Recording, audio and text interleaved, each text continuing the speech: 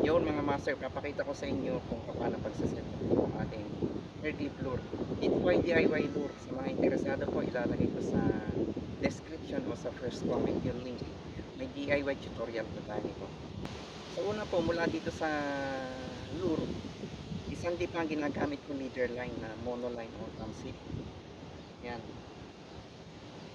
Isang dip na lang gamit ko kasi ang gamit ko lang is 2.1 hanggang 2.4 meter na rod, na fishing rod. Isang dip pa po mula dito sa sinker. Yan.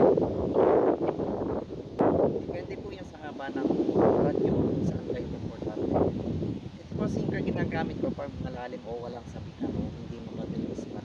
Pero pag mabato po, may isa pa tayong option na pangagis. Ito pa, ginagamitan ko ng bombarda. Ang gagamit ko is 15 to 20 grams lang kasi medium to heavy ang ating setup. Available po ito sa Lazada o sa Shopee. Sa Lazada ako ma-order nito.